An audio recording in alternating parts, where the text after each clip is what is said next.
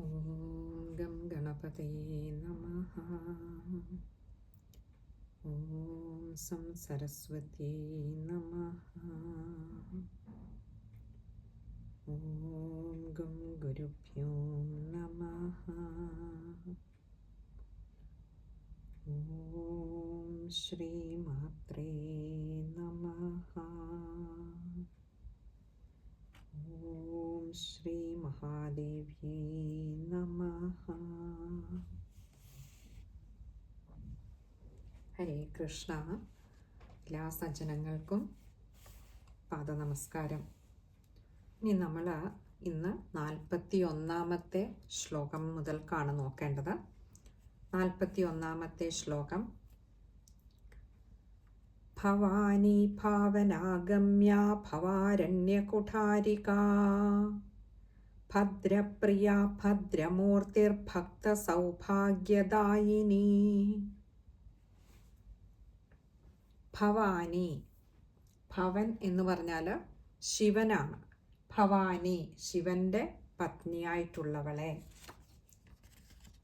ഭാവനാഗമ്യ, ഭാവനയിലൂടെ, ഇവിടെ ഭാവന അഗമ്യാണ്.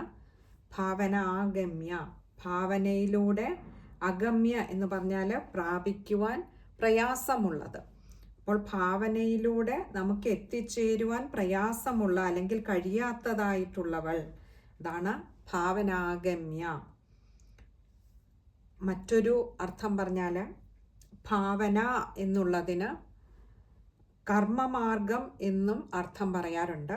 അപ്പോൾ ഭാവനാഗമ്യ, ഗമ്യ എന്നുള്ളത് അവിടെ പ്രാപിക്കാൻ കഴിയുന്നവൾ, കർമ്മമാർഗം കൊണ്ട് തന്നെ മനഃശുദ്ധി നേടി ദേവിയെ പ്രാപിക്കാമെന്നും അങ്ങനെ വരുമ്പോൾ അർത്ഥം വരും. അതല്ല എങ്കിൽ ഭാവനയിലൂടെ മാത്രം നമുക്ക് ദേവിയെ പ്രാപിക്കുവാൻ കഴിയുകയില്ല, ദേവിയിലേക്ക് എത്തിച്ചേരുവാൻ കഴിയുകയില്ല. പ്രധാനമായും മനഃശുദ്ധി തന്നെയാണ് ഏതൊരു ആത്മീയമായ വിചാരത്തിനും അടിസ്ഥാനമായിട്ടുള്ളത്. ഭവാരണ്യ കുഠാരിക, ഭവം എന്നാൽ സംസാരം എന്നർത്ഥം. ഭവാരണ്യം, ഈ സംസാരമാകുന്ന വനത്തിൽ, അരണ്യം വനമാണ്, സംസാരമാകുന്ന ഈ വനത്തെ കുഠാരിക എന്ന് പറഞ്ഞാൽ മഴു.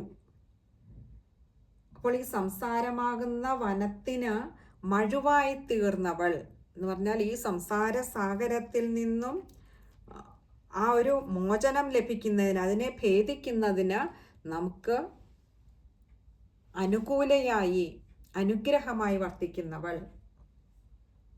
ഭദ്രപ്രിയ, സകല, ഭദ്രം എന്ന് പറഞ്ഞാൽ മംഗളങ്ങളും, സകല മംഗളങ്ങളും ഇഷ്ടപ്പെടുന്നവളായിട്ടുള്ളവൾ പ്രിയ എന്നാണ്. അല്ലെങ്കിൽ സർവമംഗളങ്ങളെയും പ്രദാനം ചെയ്യുന്നവൾ. രണ്ടും ദേവിയാണ്. രണ്ട് അർത്ഥങ്ങളും ഇതിന് പറയാം. ഇനി അതുമല്ല, ഭദ്ര എന്നൊരു ശബ്ദത്തിന് ശിവൻ എന്നൊരു അർത്ഥവുമുണ്ട്. അപ്പോൾ ശിവന് പ്രിയയായിട്ടുള്ളവൾ എന്നും ഭദ്രപ്രിയ എന്നതിന് അർത്ഥം പറയാറുണ്ട്. ഭദ്രമൂർത്തി, ഭദ്രമൂർത്തിർ ഭക്ത സൗഭാഗ്യദായിനി. അവിടെ ഭദ്രമൂർത്തി ഭക്ത സൗഭാഗ്യദായിനി, രണ്ട് വാക്കുകൾ അവിടെ വരുന്നുണ്ട്. ഭദ്രമൂർത്തി, ഭദ്രമായ അല്ലെങ്കിൽ മംഗളകരമായിട്ടുള്ള മൂർത്തിയോട് കൂടിയവൾ. ഇനി അതുമല്ലെങ്കിൽ ഭദ്രയുടെ രൂപം ധരിച്ചവൾ. ഇങ്ങനെ രണ്ട് തരത്തിലും അതിന് അർത്ഥം കൽപ്പിക്കാറുണ്ട്. ഭക്ത സൗഭാഗ്യദായിനി, തൻ്റെ ഭക്തന്മാർക്ക് സൗഭാഗ്യത്തെ ദാനം ചെയ്യുന്നവൾ. ഭക്തിപ്രിയ, അത് അടുത്ത ശ്ലോകം നമ്മൾ വായിച്ചില്ല. 42-ാമത്തെ ശ്ലോകം: ഭക്തിപ്രിയ ഭക്തിഗമ്യ ഭക്തിവശ്യ ഭയാപഹ ശാംഭവി ശാരദാരാധ്യ ശർവാണി ശർമ്മദായിനി.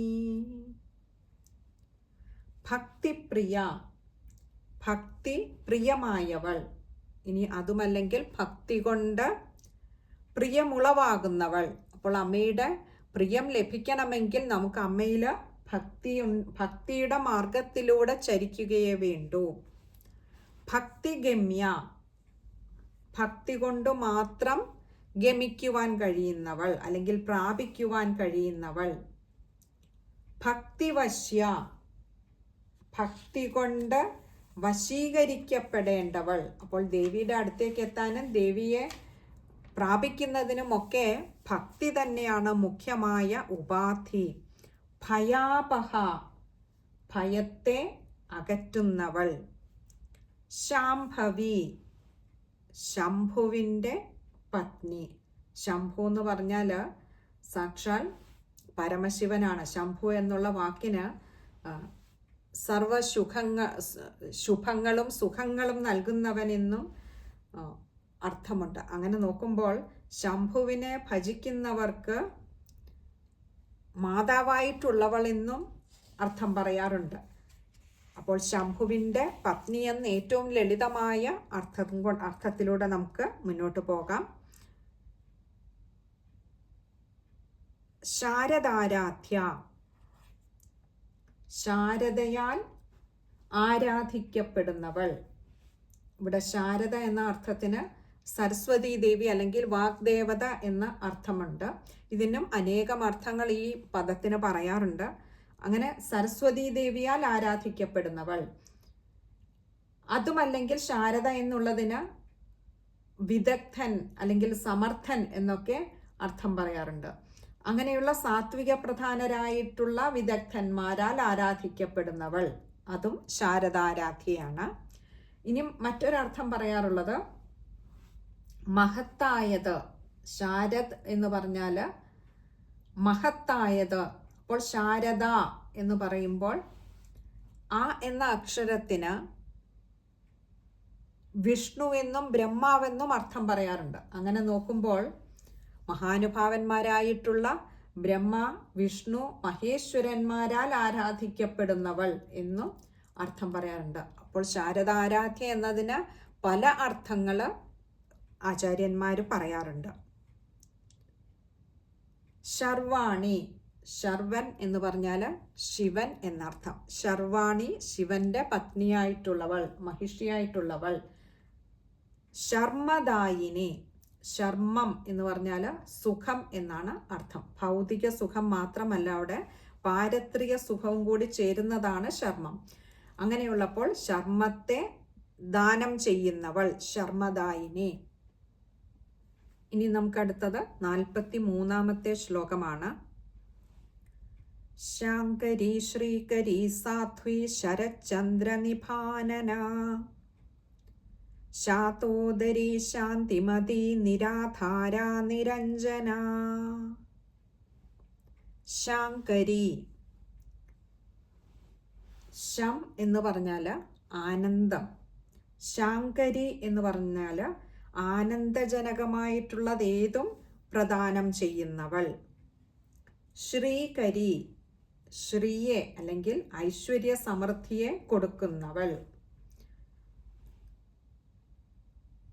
നമ്മൾ മഹാവിഷ്ണു ഭഗവാനെ കുറിച്ച് പറയുമ്പോൾ ശ്രീകരൻ എന്ന് പറയാറുണ്ട്. ആ ശ്രീകരന്റെ സഹോദരി എന്ന അർത്ഥത്തിലും നമ്മൾ ദേവിയെ ശ്രീകരി എന്ന് വിളിക്കാറുണ്ട്. അപ്പോൾ അവിടെയും പല വ്യാഖ്യാനങ്ങൾ അമ്മയുടെ ആ നാമത്തിന് വരാറുണ്ട്. സാധ്വി എന്ന് പറഞ്ഞാൽ പതിവ്രത, പതിവ്രതയായിട്ടുള്ളവൾ. ശരചന്ദ്ര നിഭാനന, ശരചന്ദ്ര നിഭ ആനന. ശരത്കാലത്തെ ആ ഒരു നിർമ്മലമായ ആകാശത്ത് പ്രകാശിക്കുന്നതായിട്ടുള്ള ചന്ദ്രൻ, ആ പൂർണ്ണചന്ദ്രനെ പോലെ. നിഭ എന്ന് പറഞ്ഞാൽ അതിന് നിഭം എന്ന് പറഞ്ഞാൽ തുല്യം എന്ന്. ആനനം എന്ന് പറഞ്ഞാൽ മുഖം. അപ്പോൾ ആ ശരത്കാലത്തെ നിർമ്മലമായ ആ ഒരു ആകാശത്ത്, തെളിഞ്ഞ ആകാശത്ത് പ്രകാശിക്കുന്നതായിട്ടുള്ള പൂർണ്ണചന്ദ്രനെ പോലെ വിളങ്ങുന്ന ആനനത്തോടു കൂടിയവൾ, മുഖത്തോടു കൂടിയവൾ.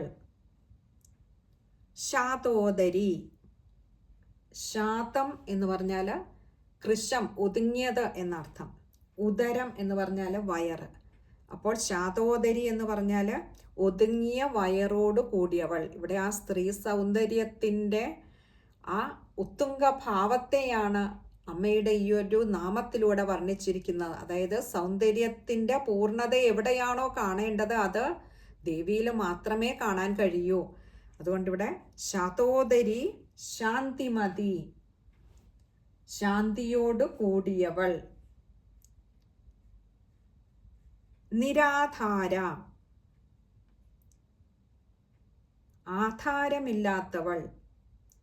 ഇവിടെ ദേവി സകലത്തിനും ദേവിയാണ് ആധാരമെന്നിരിക്കെ ദേവിക്ക് ആധാരമില്ല. കാരണം മറ്റൊന്നിനെ ആധാരമാക്കിക്കൊണ്ട് സൃഷ്ടിക്കപ്പെട്ട ജന്മം കൊണ്ട ഒന്നല്ല ദേവി. അതുകൊണ്ട് നിരാധാര, ആധാരമില്ലാത്തവൾ. നിരഞ്ജന,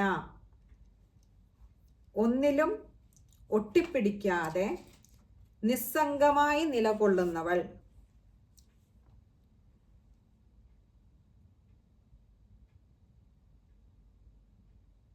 ഇനി മറ്റൊരു തരത്തിൽ ഇതിന് വ്യാഖ്യാനം പറയാറുള്ളത്, അഞ്ജനം എന്ന് പറഞ്ഞാൽ കൺമഷി എന്നാണ് അർത്ഥം. അപ്പോൾ മിഥ്യാരൂപമായിട്ടുള്ള അവിദ്യ എന്ന മഷി പുരളാത്ത കണ്ണുകളോട് കൂടിയവൾ എന്നും നിരഞ്ജന എന്നുള്ളതിന് അർത്ഥം പറയാറുണ്ട്. ഇനി നമുക്ക് 44-ാമത്തെ ശ്ലോകം നോക്കാം. നിർലേപ നിർമ്മല നിത്യ നിരാകാര നിരാകുല നിർഗുണ നിഷ്കള ശാന്ത നിഷ്കാമ നിരുപപ്ലവ. നിർലേപ, ലേപം എന്ന് പറഞ്ഞാൽ കർമ്മത്തിൻ്റെ ഒരു ബന്ധനത്തിനെയാണ് ലേപം എന്ന് പറയുന്നത്. നിർലേപ എന്ന് പറഞ്ഞാൽ കർമ്മബന്ധം ഒട്ടും തന്നെ ഏൽക്കാത്തവൾ, തീണ്ടാത്തവൾ. നിർമ്മല, മലങ്ങളൊന്നും തീണ്ടാത്തവൾ എന്ന് പറഞ്ഞാൽ വളരെ പരിശുദ്ധമായിട്ടുള്ളവൾ. നിത്യ, 3 കാലങ്ങളിലും കാലത്തിനപ്പുറവും നിലകൊള്ളുന്നവൾ, നിത്യമായിട്ടുള്ളവൾ, നാശമില്ലാത്തവൾ. 3 ത്രികാലങ്ങളിലും ലയമില്ലാത്തത് കൊണ്ട് തന്നെ ദേവി അവിടെ നിത്യയാകുന്നു, എന്നും നിലനിൽക്കുന്നതാകുന്നു. നിരാകാര, ആകാരമില്ലാത്തവൾ, ഒരു വ്യക്തമായ ആകാരമില്ലാത്തവൾ. ആകാരം എന്ന് പറഞ്ഞാൽ രൂപം. ഇവിടെ രൂപം എന്ന് പറയുന്ന രൂപത്തിന് ആസ്പദമായിട്ടുള്ളത് തന്നെ 3 ഗുണങ്ങളാണ്. ഈ ഗുണങ്ങൾക്ക് ആസ്പദമായിട്ടാണ് രൂപം വരുന്നത്. ദേവിയാകട്ടെ 3 ഗുണങ്ങൾക്കും അതീതയാണ്. സത്വരജസ് തമോ ഗുണങ്ങൾ ഒന്നും ഏൽക്കാത്ത ഈ 3 ഗുണങ്ങൾക്കും അതീതയായിട്ടുള്ള ദേവിക്ക് അതുകൊണ്ട് തന്നെ ഒരു നിശ്ചിത രൂപം ഇല്ലാത്തവളാണ്. നിരാകാര. നിരുപപ്ലവ,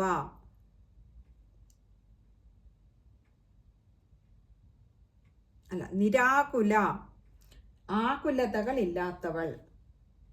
നിർഗുണ, ഗുണാതീതയായവൾ. നിഷ്കള, ഇവിടെ നിഷ്കള എന്നാണെങ്കിൽ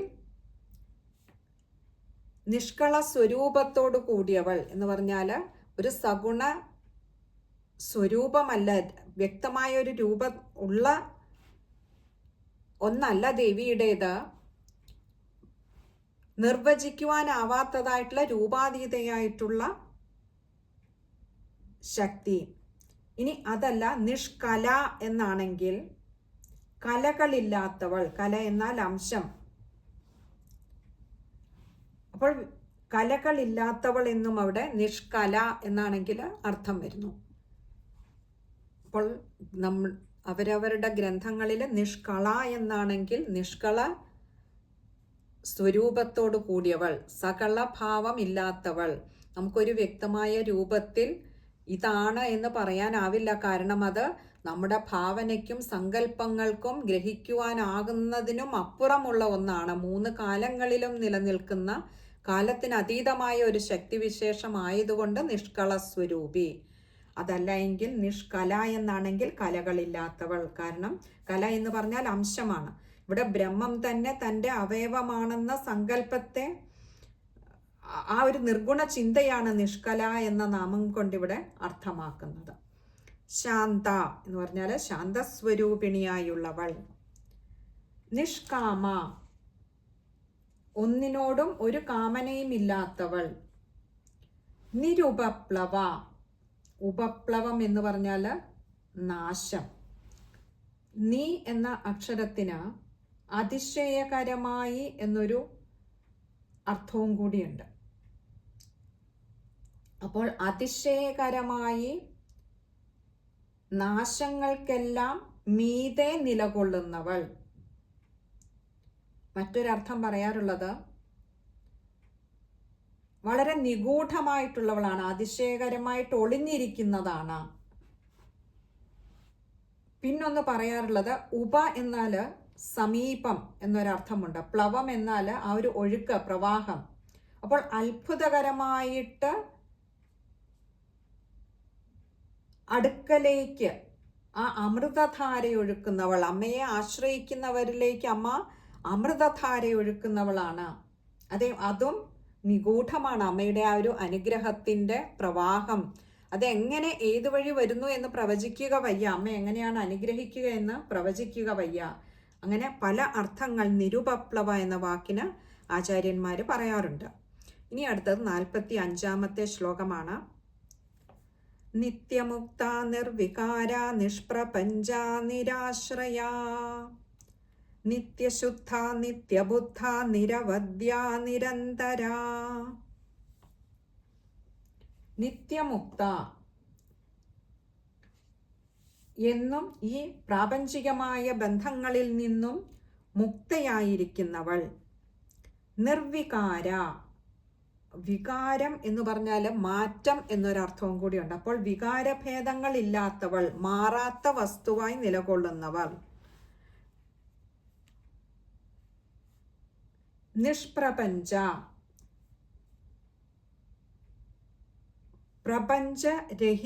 രഹിതയായിട്ടവൾ ഉള്ളവൾ, പ്രപഞ്ചമില്ലാത്തവൾ. ഇവിടെ ഈ പ്രപഞ്ചം എന്ന് പറയുന്നത് പ്രകർഷേണയുള്ള 5-നെയാണ് പ്രപഞ്ചം എന്ന പദം കൊണ്ട് അർത്ഥമാക്കുന്നത്. അത് പഞ്ചഭൂതങ്ങളെയാണ് സാധാരണ പ്രപഞ്ചം എന്ന് പറയുന്നത്. ഈ പഞ്ചഭൂതങ്ങളുടെ സഞ്ചിത രൂപം എന്നൊന്ന് ദേവിയിൽ തീർത്തും അന്യമായതുകൊണ്ട് തന്നെ ദേവി നിഷ്പ്രപഞ്ചയാണ്, പ്രപഞ്ചത്തിന്റെ പരിമിതിയിൽ വരുന്നവളല്ല.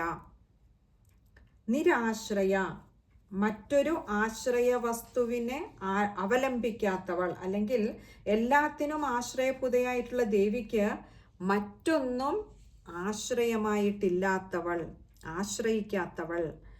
നിത്യശുദ്ധ, ത്രികാലങ്ങളിലും ശുദ്ധയായവൾ.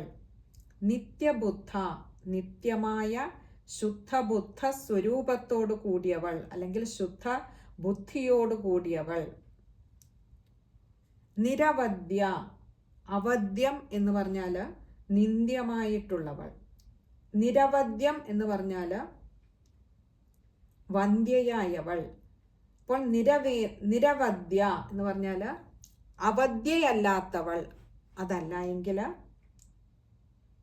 നിന്ദ്യയല്ലാത്തവൾ, വന്ധ്യയായിട്ടുള്ളവൾ.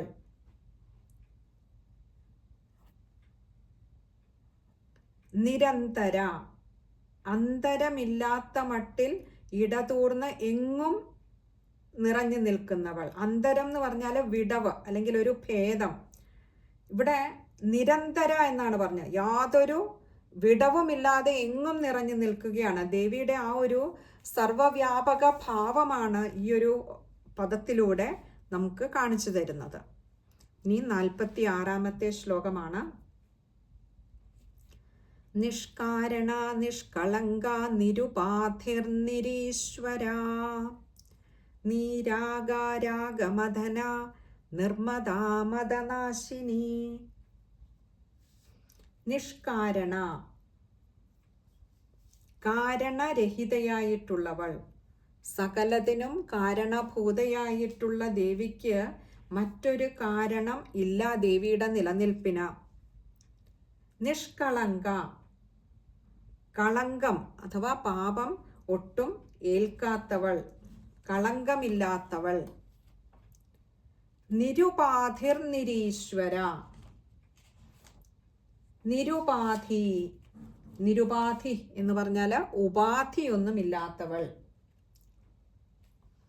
നിരീശ്വര, തനിക്ക് മറ്റൊരു ഈശിതാവ് അല്ലെന്നുണ്ടെങ്കിൽ ഈശിതാവ് എന്ന് പറഞ്ഞാൽ രക്ഷകന് ഇല്ലാത്തവൾ, നിരീശ്വര. നീരാഗ രാഗമില്ലാത്തവൾ, രാഗമഥന രാഗത്തെ മഥിക്കുന്നവൾ. രാഗം എന്ന് പറയുന്നത് നമുക്ക് ഈ പ്രാപഞ്ചിക വിഷയങ്ങളോടുള്ള ഒരു ആഭിമുഖ്യമാണ്, ഒരു അഭിരതിയാണ്. അങ്ങനെ ഒന്നില്ലാത്തവൾ അല്ലെങ്കിൽ രാഗത്തെ മഥിക്കുന്നവളാണ്, രാഗത്തെയും മറികടന്നവളാണ് ദേവി.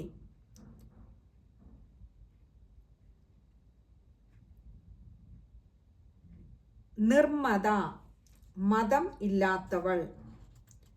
അതായത് ദേവി സർവജ്ഞയാണ്, സർവശക്തയാണ്. എന്നിരുന്നാൽ പോലും അതിൻ്റെ ആ ഗർവലേശം പോലും ഇല്ലാത്തവളാണ് ദേവി. നിർമ്മത. മതനാശിനി മതത്തെ നശിപ്പിക്കുന്നവളാണ് ദേവി. ഇനി അടുത്തത് 47-ാമത്തെ ശ്ലോകമാണ്.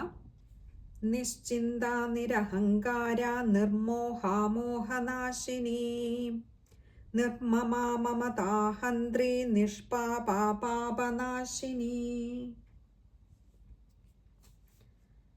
നിശ്ചിന്ത ഒന്നിലും ഒരു പരിധിക്കപ്പുറം ചിന്തയില്ലാത്തവൾ, ഉത്കണ്ഠയില്ലാത്തവൾ.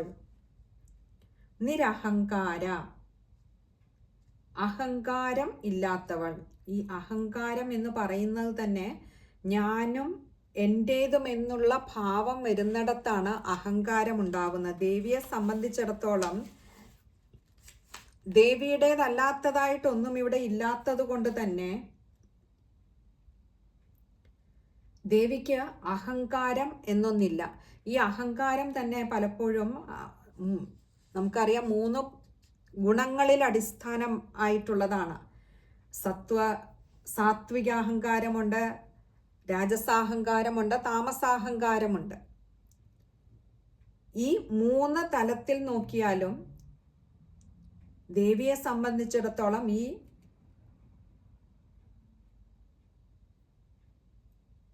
വൈകാരികമായതോ തൈജസമായിട്ടുള്ളതോ അല്ലെങ്കിൽ രാജസമായിട്ടുള്ളതോ അഹങ്കാരങ്ങൾക്കൊന്നും ദേവിയിൽ സ്ഥാനമില്ല. ദേവി ഇതിന് 3നും അതീതയാണ്. പലപ്പോഴും സാത്വിക ഭാവമുള്ളവരിൽ പോലും ഈ ഒരു അഹങ്കാരം കാണാറുണ്ട് എന്ന് പറയാറുണ്ട്. ഇപ്പോൾ നമ്മൾ നാരദ മഹർഷി എടുത്താൽ, ദുർവാസാവിനെ എടുത്താൽ, വിശ്വാമിത്ര മഹർഷി എടുത്താലൊക്കെ അവരിലുമൊക്കെ ഈ ഒരു അഹങ്കാരത്തിൻ്റെ കണിക ഉണ്ടായിരുന്നതായി കാണാം. അപ്പോൾ നമ്മളെപ്പോലെയുള്ള സാധാരണക്കാരിൽ ഈ മമതാ ബന്ധവും അഹങ്കാരവും ഒക്കെ ഉണ്ടാവുന്നുണ്ടെങ്കിൽ അതിൽ അതിശയിക്കേണ്ടതില്ല എന്ന് കരുതി അതൊരു അലങ്കാരമായി കൊണ്ട് നടക്കണമെന്നല്ല. തെറ്റുകൾ തിരിച്ചറിഞ്ഞ് തിരുത്തപ്പെടുക തന്നെ വേണം. ഇവിടെ ദേവിയെ സംബന്ധിച്ചിടത്തോളം ഈ 3 തലത്തിലുള്ള അഹങ്കാരങ്ങൾക്കും മീതയാണ് ദേവി. നിർമോഹ മോഹമില്ലാത്തവൾ, മോഹനാശിനി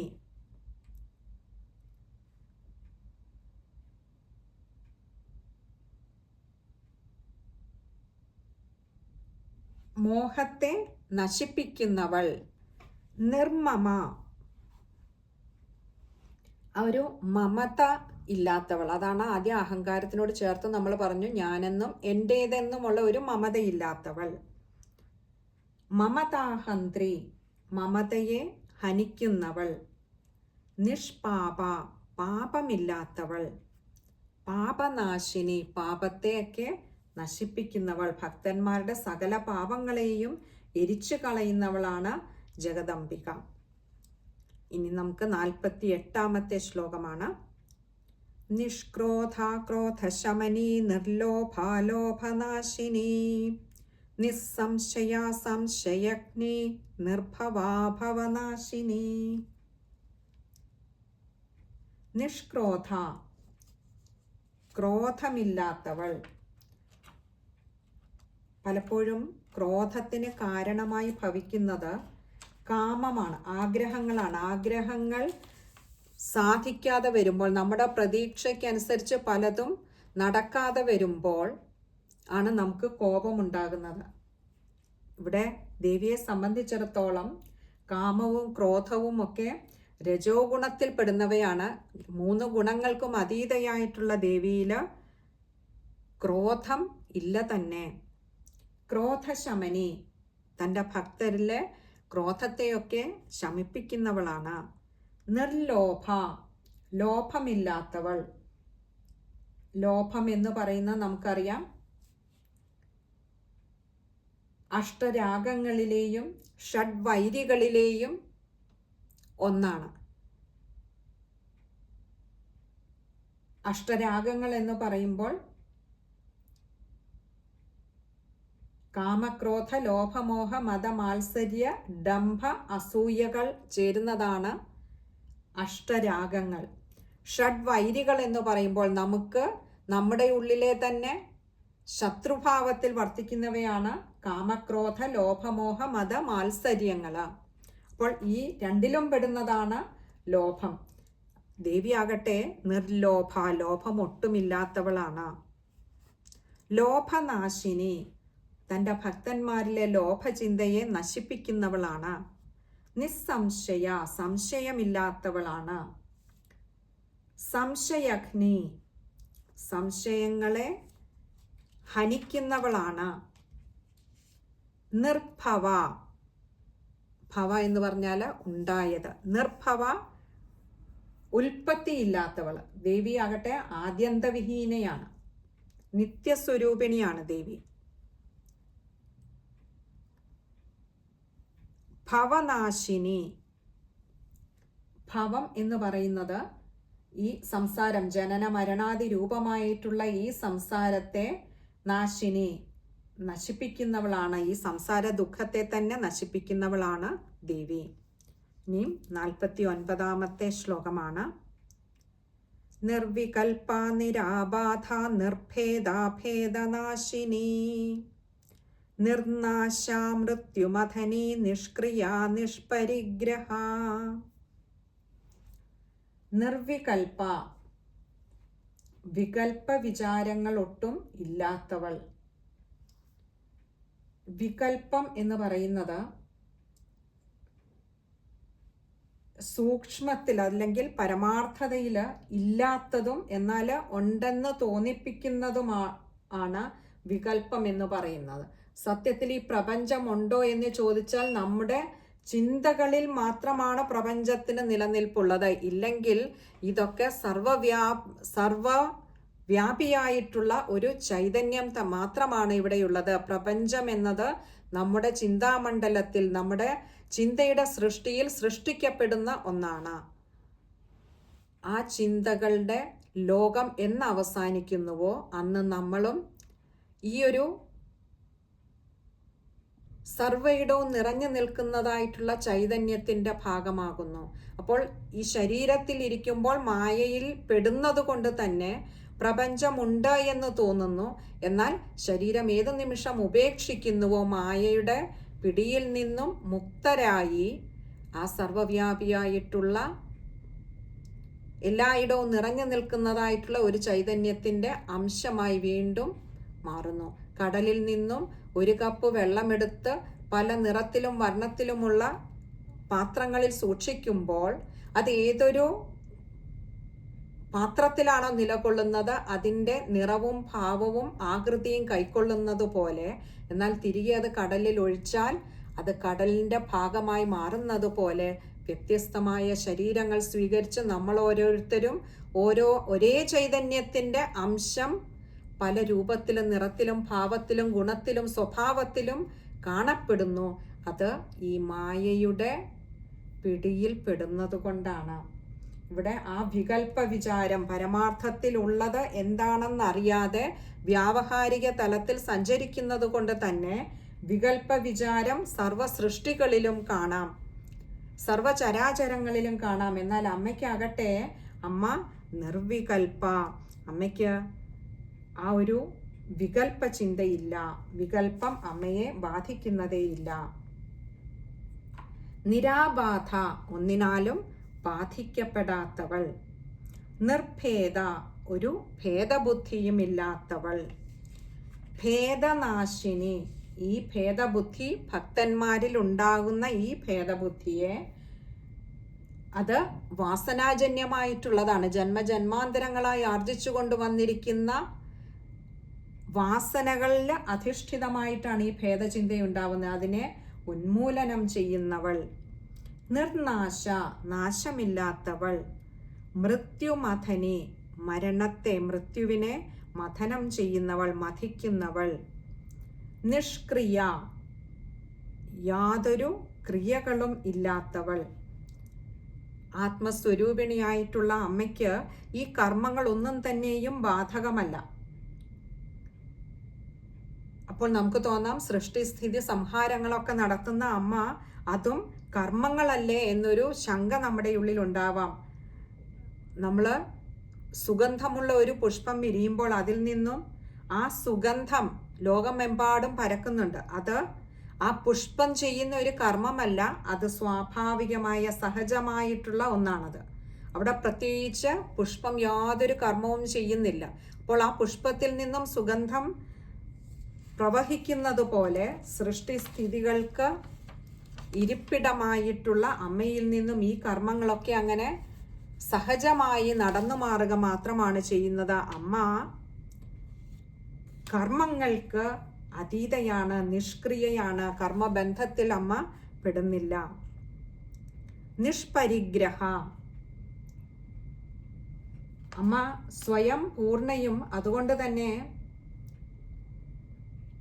ആപ്തകാമയും ആയതുകൊണ്ട് അമ്മയ്ക്കൊന്നും സംഗ്രഹിച്ചു വെക്കേണ്ടി വരുന്നില്ല. ഒന്നും സംഗ്രഹിക്കാത്തവൾ.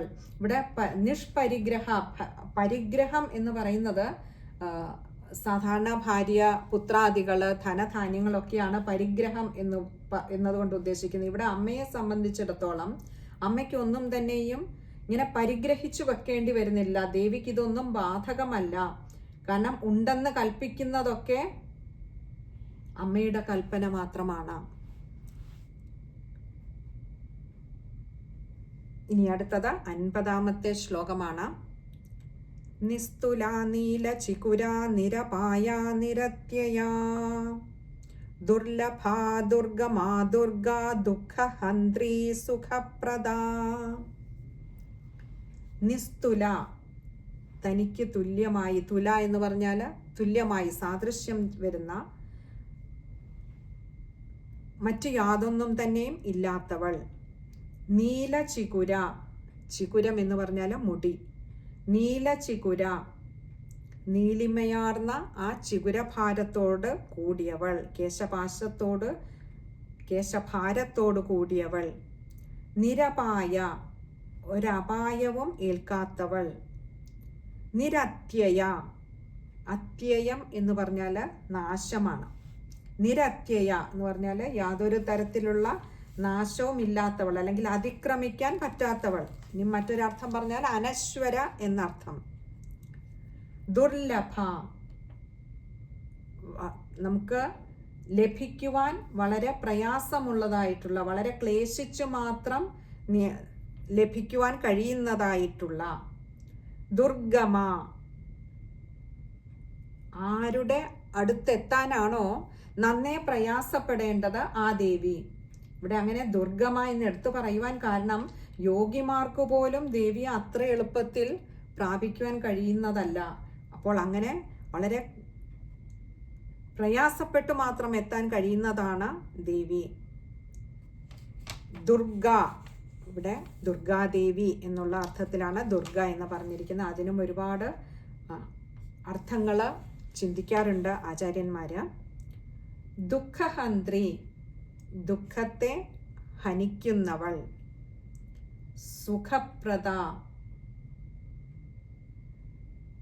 ഈ ഇഹലോകത്തിലും പരലോകത്തിലുമുള്ള സർവസുഖങ്ങളെയും നൽകുന്നതും കഴിഞ്ഞില്ല, ആത്യന്തികമായിട്ടുള്ള ആ നിർവാണ സുഖത്തെയും നൽകുന്നവളാണ് ദേവി. അപ്പോൾ സുഖപ്രദ എന്നുള്ളതിന് 3 തരത്തിലുള്ള സുഖത്തെയും, ഇഹലോകത്തിലും പരലോകത്തിലും നിർവാണ സുഖത്തെയും നൽകുന്നവളായിട്ടുള്ള ആ ദേവി.